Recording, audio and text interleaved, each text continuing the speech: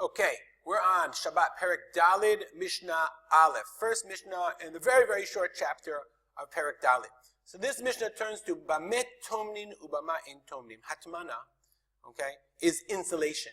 And Chazal made a gzeira. Let's look in the Bartanura for a second in order to understand. So we're going to learn the Bartanura a little bit into the middle of the Mishnah. Masha Asula Hatmin Mi Ba'odyom. We're talking about insulating food even from before Shabbat. Is B'davar HaMosif Hevel. Chazal made a gzeira of, they prohibited, they banned doing Hatmanah, insulating food with something that adds heat, i.e. something that retains heat. With coals, or as we're going to see, okay, you can't, let's say you have this big cooler. It wasn't a cooler, it was a warming box, but it didn't have anything in it, so how do you keep your food warm? So it would make sense to put it in an insulated area. They would do it in the ground, actually, and then you would put some coals in there. But the Chazal said you couldn't do it. Why? Remetz is hot afer, hot dirt. I.e., after, they would have fires, and then when they were done with the fire, the coals, if they were still lit, they would leave it on the fire. But they would take the burnt off dirt or the soot or whatever, it was still hot, and they would stick it in the ground, and that would retain the heat. And so therefore, when the time came Friday night, they wanted to have their hot chicken, they would take it out. But if you do this, yavo lachtot b'gechalim mishetechshach. You're going to open your warming thing into the ground, and you're going to stoke the coals because it's still a little warm, and then when you stoke it, it gets hotter. That's havara. And it's obviously Chachamim felt that was going to happen, and people would do it naturally. Okay? Similarly, okay, so that's the problem of Hatmanah. I made you a little chart. Okay, so we have this halacha for something that's ma'amid hevel. Okay, davar shemos hif hevel. If something adds heat, it not just retains heat, it doesn't just insulate, but it's mos hif hevel, it has heat itself. Asur, as we just said. Shema yitmona tafshir beremetz, v'yabo lachtoch bechali. Maybe you will do atmana in hot dirt, hot afer, hot dust, and then you'll be yachtot bechalim, and you'll stoke the coals.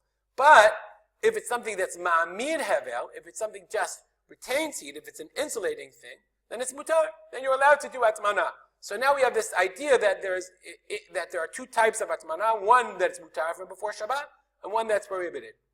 And that's the topic of our Mishnah. It says the Mishnah.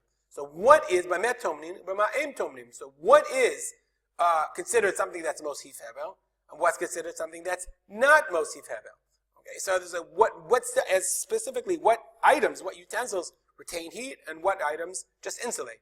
The Mishnah says, ein tomnin lo begefet v'lo bezevel. Gefet is peat. Gefet is peat. Interestingly, some say the gefet is the remnants when you crush the Bartanura says it's psolet shel zeitim v'shumshumin. It's, when you crush the olives and whatever's left, crush the olives or the shumshum or the sesame, what's left. So they wouldn't waste anything. I just want to let you know that the translation I'm using is from this amazing website called Safaria. Okay, and the Safaria has basically all of Shas, Hebrew and English, so it's worthwhile to know that this is available. Okay, so that's where I got peat from.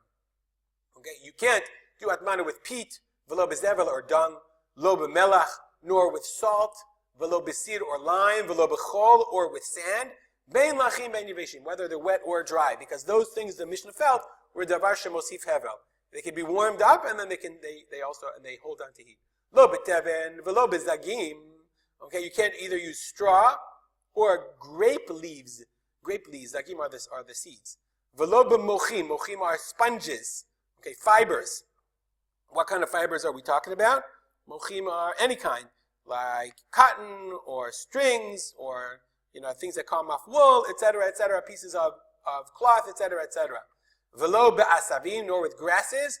Bizman she'em lachim, when all those things are wet. Straw or zagim or mochim when they're wet. Aval tomni behem shem yeveshim, but when they're dry, you can do hatmanah. Similarly, tomnin beksut ubepeirot. You are allowed to insulate with clothing or with fruit. Bekanfe yonah, with dove's wings, i.e. feathers. Ubenesoret shel charashim. Nesoret shel charashim is sawdust from charashim of carpenters. Ubeneoret shel pishtan daka. And with neoret means the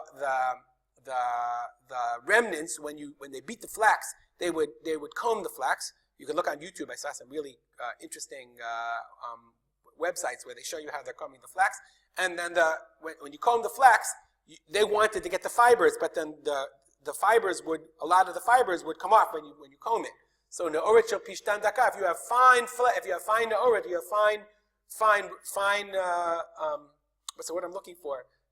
Offshoot or thank you, Google. Chaff. The chaff of the pishtan. That's what it is. The ne'oret of pishtan, that it's fine, then you're allowed to.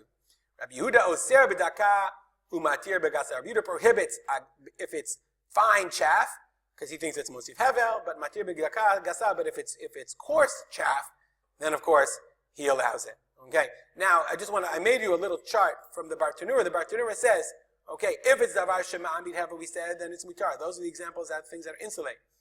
But on Shabbat itself, the Bartanura says, you're not allowed to do Hatmanah even something that's ma'amid hevel. Why?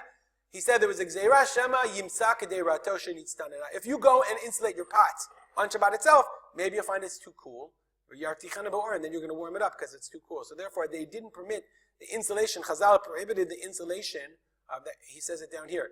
Okay, they prohibited asul latmin b'Shabbat davar she'eino mosif hevel.